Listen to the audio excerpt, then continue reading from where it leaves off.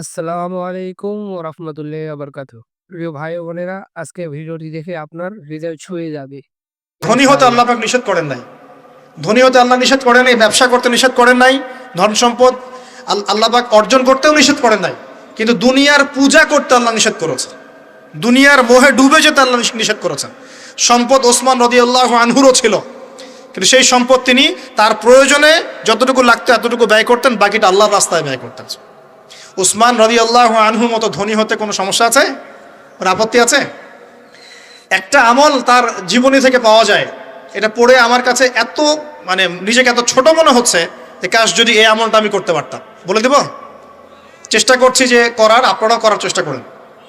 উসমান রাদিয়াল্লাহু আনহু ধনী ছিলেন কিনা, তো নবীর কাছে গিয়ে বলছেন যে আমার ধন সম্পদ খুব বেশি বাড়ছে, ইয়া রাসূলুল্লাহ আপনি সম্পদ একটু কমানোর দোয়া করেন তো আমার জন্য। চিন্তা করা যায় মানুষ এমন দোয়া কেউ করবে এই যুগে? আচ্ছা, নবী সাল্লাল্লাহু আলাইহি ওয়াসাল্লাম বললেন তুমি উটের পিঠে, গাধার পিঠে খাওয়া দাওয়া করো, ঠিক আছে, খাওয়া দাওয়া করো। তো তিনি খাওয়া দাওয়া করেন। এখন কয়দিন পরে, কয়দিন বলতে কতদিন আল্লাহ ভালো জানেন, তিনি এসে বলছেন ইয়া রাসূলুল্লাহ আমার তো সম্পদ আরো আগের চেয়ে বাড়তেছে, দেখি আপনি কি দোয়া করলেন, সম্পদ তো আরো বাড়া শুরু করেছে এখন। তখন তিনি বলছেন যে তুমি যখন খাও তখন তোমার হাত থেকে যদি খাবার পড়ে যায় তুমি কি করো? তখন তিনি বলেছেন আমি, আমার হাত থেকে খাবার যদি পড়ে যায়, একটা দানাও যদি পড়ে যায়, আমি উটের পিঠ থেকে নেমে সেই খাবারটাকে তুলে পরিষ্কার করে তারপর খাই। উসমান রাদিয়াল্লাহু আনহু এত ধনী মানুষ, তিনি প্রতিবেলায় 100 মানুষকে খাওয়াতে পারেন, কোনো সমস্যা নেই। তিনি একাই তাবুকের যুদ্ধে 30,000 সৈন্যের দায়িত্ব নিয়েছেন।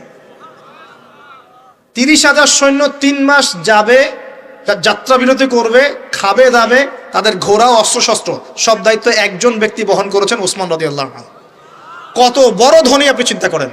উনার মতো ধনী কোনো পররাষ্ট্রমন্ত্রীও নাই পৃথিবীতে এখন পর্যন্ত, কোনো বিশ্ব নেতাও নাই ওনার মতো ধনী, এখন কেউই নাই।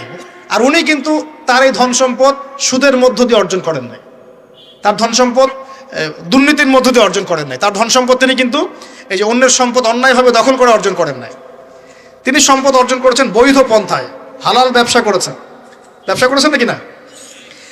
এই যে আমল, তখন নবীজি বলছেন যে তোমার আমল যদি এমনই হয় তাহলে তোমাকে আল্লাহ পাক সম্পদ দিবে না, কাকে সম্পদ দিবে?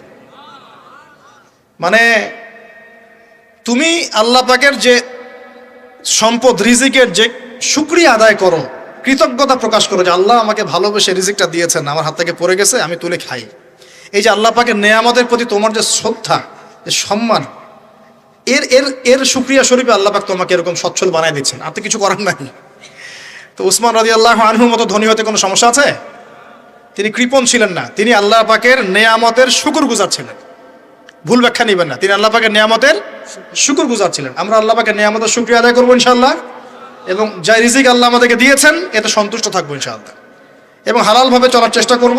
আল্লাহ পাক আমাদেরকে ধন দিলে সেই ধন সম্পদ যতটুকু আমার পরিবারের জন্য প্রয়োজন, বাড়তিগুলো আমরা আল্লাহর পথে দান সাদাকা করবো ইনশাআল্লাহ। আল্লাহ পাক আমাদের সবাইকে আল্লাহর রাস্তায় দান করার তৌফিক এনায়েত করুন, আমিন। সমাজ কল্যাণমূলক কাজ করেন না, জনসেবা করেন, মানুষের সেবা করেন, মানুষের কাছে থাকেন, সোশ্যাল ওয়ার্ক করেন। এই যে অ্যাসোসিয়েশন আছে না কিছু সামাজিক, নন পলিটিক্যাল, নন প্রফিটেবল কিছু ফাউন্ডেশন থাকে না, মানুষের কল্যাণে কাজ করেন, ইফতারের প্রজেক্ট করেন সামনে, ঠিক আছে। তারপরে শীতবস্ত্র হয়, তারপরে যে ত্রাণ রিলিফ, মানে মানুষের কল্যাণ, বৃক্ষরোপণের কাজ, তারপরে আপনার এই যে রক্তদান কর্মসূচি, এই টাইপের যে ভালো ভালো কাজ, সমাজ কল্যাণমূলক কাজ, এই সমাজ কল্যাণমূলক কাজগুলো করলেও মনটা বড় হবে ইনশাআল্লাহ। ভালো কাজে ব্যস্ত থাকবেন, আপনি দেখবেন মাথার মধ্যে শয়তানি নাই। যখন মানুষের কাজ নাই, সারাদিন অলস বসে থাকে, মাথার মধ্যে দুনিয়ার শয়তানি ঘোরাফেরা করতে থাকে। আল্লাহ পাক আমাদের সবাইকে ভালো কাজের সাথে থাকার তৌফিক দান এবং ভালো কাজে একে অপরকে সহযোগিতা করার তৌফিক দান। নিজেকে ভালো কাজে ব্যস্ত রাখেন। দান সৎকার করলে কখনো টাকা কমে যায় না, মনে রাখবেন। দান করলে কোনোদিনও টাকা কমে যায় না। আপনার দানের টাকা ঘুরে ফিরে আপনার কাছে আসবে, বুঝতে পারছেন না? আপনার দানের টাকা ঘুরে আল্লাহ আপনার কাছে ফিরাই দিবে। কিভাবে ফিরাবেন সেটা আল্লাহর দায়িত্ব। আমি কি বুঝাবো কিভাবে ফিরাবেন? বুঝবেন, একটু বোঝানোর চেষ্টা করবেন। অর্থনীতি কিন্তু কঠিন, সহজ করে বুঝানোও কঠিন, সবাই সহজ করে বোঝাতেও পারবে না। আমি একটা পয়েন্ট খালি বুঝাই আপনাদেরকে, বোঝেন, চেষ্টা করেন। মনে করেন আপনাদেরকে অর্থনীতি বুঝাই, এগুলো আমাদের সাবজেক্ট ছিল। আর তখন আমরা আসলে অর্থনীতি কিছুই বুঝতাম না। তারপরে যখন কোরআন হাদিস পড়া শুরু করলাম তখন দেখলাম যে ও আচ্ছা, ব্যাপার তো খুব সহজ। সহজ জিনিসটাকে এত কঠিন করা হয় কেন? দেখেন কিরকম, মনে করেন একটা বাজার, আপনাদের এখানে বাজার আছে কি? আচ্ছা, এই বাজারের মধ্যে ধরেন 100 ব্যবসায়ী আছে, আর ব্যবসায়ীরা ব্যবসা করে। আল্লাহ পাক ব্যবসা হালাল করেছেন না হারাম করেছেন? হালাল ব্যবসা। ব্যবসায় একটা 10 টাকার পণ্য আপনি চাইলে 30 টাকা, 40 টাকা, 50 টাকা, 100 টাকা বিক্রি করতে পারবেন কি না? পারবেন। মার্কেটের একটা ফিক্সড প্রাইস থাকে, মার্কেট প্রাইস, এটাকে বলে মার্কেট প্রাইস, যে একটা দাম নির্ধারণ করা হয় যে আমরা এই দামে সব সেল করবো, তাই না? আচ্ছা, আর ব্যবসায়ীরা ব্যবসা করছে, ব্যবসায় লাভও আছে লসও আছে, ঝুঁকিও আছে, লাভও হতে পারে লসও হতে পারে। এখন ব্যবসা করার সময় দেখা গেল যে এক ভাই লাভ করলো আর এক ভাই লস করলো, এমনটা হয় কি না? আচ্ছা, আল্লাহ পাক এখানে কি করেন জানেন? এই বাজারের মধ্যে যে সম্পদগুলো আছে, অর্থ সম্পদ, আপনারা যেটা কারেন্সি বলেন, এগুলো আল্লাহ রাব্বুল আলামিন হাত থেকে হাতে ঘোরাতে থাকেন। আজকে আপনার হাতে, কালকে তার হাতে, কালকে তার হাতে, পরশু আরেক ভাইয়ের হাতে। এই সম্পদ বাজারের মধ্যে ঘুরতে থাকে। বাজারটা হতে পারে সমাজ, হতে পারে রাষ্ট্র, হতে পারে বিশ্ব। ভালো করে বোঝেন, ছোট পরিসরে হতে পারে সমাজ, হতে পারে রাষ্ট্র বা বিশ্ব। আল্লাহ পাক সম্পদটা সার্কুলেট করেন, ঘোরাতে থাকেন। আজকে তার হাতে, কালকে তার হাতে, কালকে তার হাতে, এভাবে সম্পদ ঘুরতে থাকে। লাভ লসের রিস্ক আছে, কেউ লাভ করে, কেউ লস করে। এভাবে সম্পদ সার্কুলেট হতে হতে হতে আল্লাহ পাক যাকে ইচ্ছা ধনী বানান, যাকে ইচ্ছা গরিব বানান। কথা বুঝতে পারছেন? এটা হলো এই জায়গায় রিজিকটা নিয়ন্ত্রণ করেন সরাসরি আল্লাহ পাক। আল্লাহ পাক কারো সম্পদ নেন, কারোকে দেন, কারো কাছ থেকে নেন, কারোকে দেন, কারো কাছ থেকে নেন, কাউকে দেন। এভাবে সম্পদ ঘুরতে থাকে। আর যদি দেখা যায় সম্পদ মানে চাহিদার চেয়ে কম হচ্ছে, আল্লাহ পাক সম্পদ উৎপন্ন করে দেন। জমিন থেকে উৎপন্ন করেন, আসমান থেকে উৎপন্ন করেন। আমি মানে বুঝাতে পারছেন? এরপরও যদি দেখা যায় যে সামাজিক সংকট হলো, অন্য সমাজ থেকে আমদানি করতে হয়। যদি একটা রাষ্ট্রের সংকট হচ্ছে, অন্য রাষ্ট্র থেকে আমদানি করতে হয়। এভাবে একটা সিস্টেম চলে, ইসলামিক সিস্টেম। এখানে ব্যবসা হচ্ছে মূল। এখানে দায়িত্ব আল্লাহ নিয়ে নেন, কাউকে ধনী করবেন, কাউকে গরিব করবেন। সম্পদ ঘুরতে থাকবে, ঘুরতে থাকবে। এভাবে আল্লাহ পাক আপনার এই যে ধনী ব্যক্তি, মনে করেন যে সম্পদ এখানে লাভ করেছে, এই ব্যক্তির উপর আবার জাকাত ফরজ আছে। কি আছে? জাকাত ফরজ আছে। এখন এই যখন ধনী হবে, হিসাব পরিমাণ সম্পদ আসবে, তখন এই জাকাত দিবে গরিবকে। তখন যার হাত থেকে সম্পদ চলে আসছে, ওর কাছে আবার সম্পদ ফিরে যাবে। সুবহানাল্লাহ। বুঝতে পারলেন কি কিভাবে সম্পদ আল্লাহ পাক ঘোরান? এর জাকাত ছাড়াও আছে সাদাকা। সাদাকা ছাড়া সাদাকাতুল ফিতর আছে, অনুদান আছে, এবং নরমালি আল্লাহ পাক কিন্তু সদকা করতে উৎসাহিত করেন। এইভাবে একটা ইকোনমিক সিস্টেম চলতে থাকে, ছোট বা বড় পরিসরে। এইভাবেই মদিনা টিকে ছিল, এভাবেই মদিনার ইকোনমিক সিস্টেম চলতো নবী সাল্লাল্লাহু আলাইহি ওয়াসাল্লামের যুগে। তো সেখানে আরো একটা বিষয় এক্সট্রা ছিল, যেটা এখন নাই। সেটা ছিল গনিমত। সেটা কি? রাসূল সাল্লাল্লাহু আলাইহি ওয়াসাল্লাম, সাহাবীরা বিভিন্ন যুদ্ধ এবং জিহাদ করতেন কিনা? না, তারা তো এগুলো করতেন না। মসজিদে বসে খালি সুবহানাল্লাহ পড়তেন। হ্যাঁ নাকি? বদর উহুদ তো হয়নি ইসলামে, হয়েছে? বদর উহুদ বলে কোনো যুদ্ধ হয়েছে নাকি? এগুলো বললে তো দেখা যাবে বাপরে বাপ, অবস্থা খারাপ। হ্যাঁ, জিহাদি বয়ান শুরু করে দিয়েছে। তখনই মুসলিমরা যুদ্ধে গিয়েছে এবং জয় করেছে, তখন বিপুল গনিমতের সম্পদ লাভ করেছে। বুঝতে পারছি? গনিমত মানে ওই যে যাদের সাথে যুদ্ধ হচ্ছে, ওদের সব সম্পত্তি মুসলিমরা তখন পেয়ে যায়, কারণ ওগুলো ছেড়ে ওরা পালিয়ে যায়। এটা এর মধ্য দিয়ে মুসলিমরা ব্যাপক সচ্ছলতার মুখ দেখেছিল।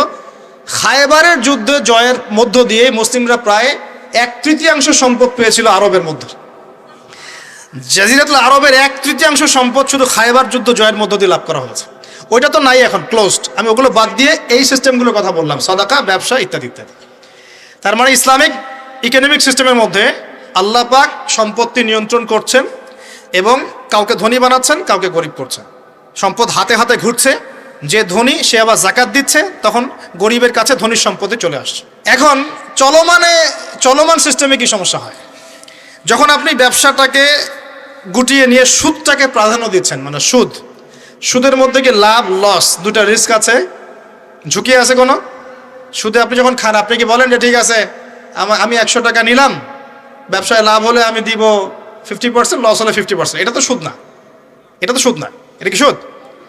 যখন আপনি বলেন যে আমি 100 দিয়েছি, আমাকে 110 দেওয়া লাগবে, 100 দিয়েছি আমাকে 110ই দেওয়া লাগবে, আপনি তো লসের রিস্ক নিবেন না? নিবেন? সুদখোর কি লসের ঝুঁকি নিবে নাকি লাভের শর্তে টাকা দিবে? এখন যখন আপনি লাভ লসের ঝুঁকি নিচ্ছেন না, তখন একজন লাভ করা একজন লস করার কোনো সিস্টেম বাজারে থাকছে না। তখন সম্পদ ধনিক শ্রেণীর হাতে পুঞ্জীভূত হচ্ছে, তারা আস্তে আস্তে ধনী হতে থাকবে, গরিবরা আস্তে আস্তে গরিব হতে থাকবে। এরও উপরে যখন সে আবার জাকাত দিবে না, তখন ওই সম্পদ আবার গরিবের কাছেও ফিরে আসবে না। এভাবে সুদের মধ্য দিয়ে সম্পদ সংকীর্ণ হয়ে যায়, একদম একটা মার্কেট, সমাজ, রাষ্ট্র মেসাকার অবস্থা হয়, দেউলিয়া হয়ে চলে যাবে।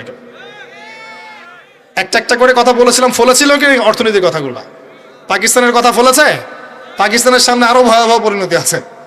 আর এগুলো থেকে শিক্ষা না নিতে পারলে আমাদের সামনে ক্ষতি আছে। এগুলো বলবেই বাকে, বোঝাবেই বাকে। আর আল্লাহ পাক আমাদের কথা গ্রহণ করার মানসিকতা দান করুন। কমপক্ষে কথাগুলো শুনে একটু যাচাই করার তৌফিক আল্লাহ দান করুন।